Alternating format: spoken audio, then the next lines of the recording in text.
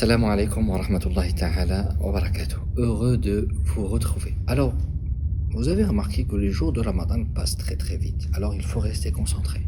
Et ce qui se passe la plupart du temps, c'est qu'on fait des efforts au début, on est beaucoup motivé, et ensuite rapidement, au bout de la fin de la première semaine, la motivation baisse et on commence à se ramollir et on se réveille à la fin quand c'est la nuit de la valeur, comme si on était surpris et que notre invité, il commence à se préparer pour s'en aller. Alors, il faut toujours rester concentré, bi'idhnillah subhanahu wa ta'ala. Quel est le hadith qu'on était en train d'étudier? C'est le hadith d'un compagnon que vous connaissez qui s'appelle Abu Huraira radiyallahu anhu wa arda. C'est un compagnon qui est extraordinaire, qui a voué sa vie à la science. Il a voué sa vie à être au service du prophète pour prendre le maximum d'enseignements. Il a rattrapé tout le temps qu'il avait perdu parce que il fait partie de ceux qui, c'est dans les dernières années qu'il a connu le prophète, mais quand il l'a connu, il s'est donné à 100%. Et il ne travaillait pas, il n'avait pas de vie, si c'était celle de servir le prophète sallallahu alayhi wa sallam. Abu Huraira radiyallahu anhu warda, il nous a dit la partie du hadith que je vous avais déjà évoqué. On s'était arrêté à une phrase où le prophète sallallahu alayhi wa sallam dit: le jeûne est une protection. Protection contre qui? Contre moi-même. Parce que mon pire ennemi, ce n'est pas la personne qui est en face ou celui qui a des idées qui ne sont pas pareilles que les miennes, c'est moi. Et lorsque je suis attaché à Allah, qui est la force absolue, c'est Allah. C'est ce qu'on dit, la hawla wa la quwwata illa billah, il n'y a de force et de mouvement que par Allah. Et lorsque toi tu t'attaches à Allah subhanahu wa ta'ala, tu es fort. Et lorsque tu es fort, tu n'as pas à craindre les autres. Tu n'as pas à avoir peur des autres. Parce que tu es attaché au puissant, à l'Aziz, bidati, l'invincible, Allah subhanahu wa ta'ala. Alors c'est pour cela qu'il a dit, le jeûne est une protection. Parce que toi tu affaiblis ton corps. Mais lorsque tu fais les adorations, tu renforces ton cœur, tu renforces ta spiritualité, tu renforces ton lien avec Allah subhanahu wa ta'ala. Et j'ai beaucoup médité sur cela. C'est que quand on est en état de jeûne, on est affaibli. Et qu'est-ce qui se passe? Quand on est affaibli, on fait attention à nos efforts.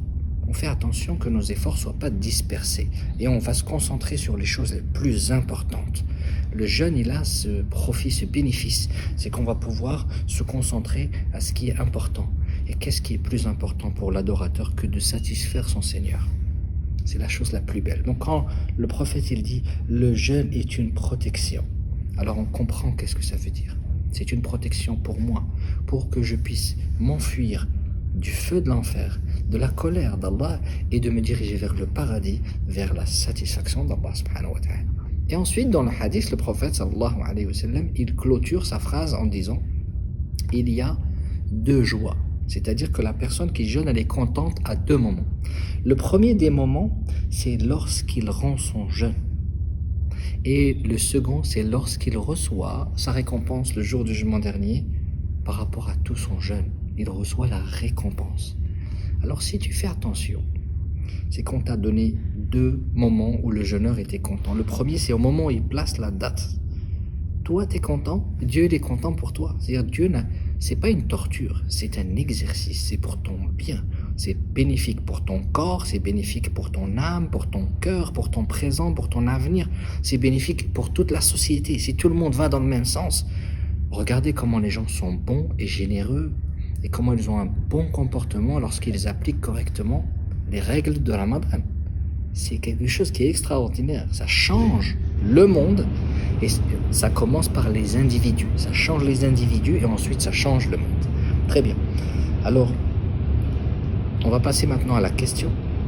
La cinquième question que je vous avais posée dans la dernière séance, c'était: est-ce que le prophète sallallahu alayhi wa sallam avait déjà rassemblé les compagnons et ils avaient prié ensemble la prière qu'on appelle la prière de Tarawih? Et la réponse est vrai.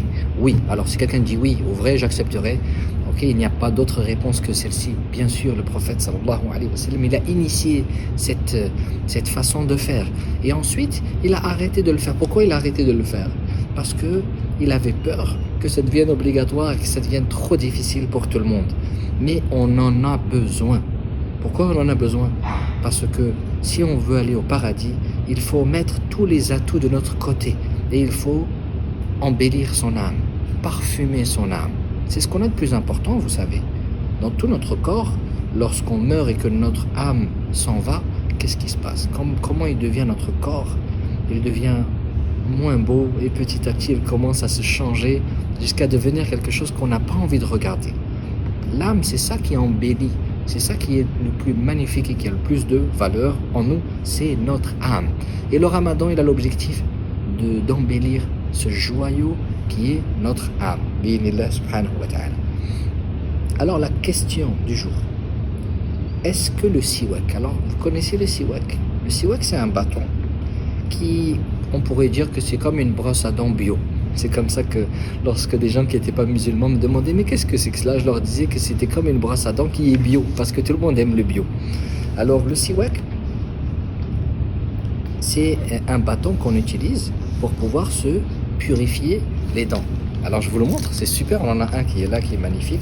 Donc là, vous le voyez, il est encore sous le plastique, donc ça, il faut en prendre soin. C'est-à-dire qu'à chaque fois, il faut couper à chaque fois la tête pour que ça reste toujours pur. C'est important quand on l'utilise, 2-3 jours, on coupe toujours la tête. Ça s'appelle un siwak. Est-ce que durant le mois de Ramadan, est-ce que j'ai le droit d'utiliser le siwak durant la journée de Ramadan? Alors c'est la question du jour. Alors je vais voir comment vous allez répondre à cette question. Alors attention, des fois il y aura des questions très faciles, des fois il y aura des questions moyennes et des fois des questions qui seront un peu plus difficiles. Alors je vous dis à demain. Wassalamu alaikum wa rahmatullahi ta'ala wa barakatuh.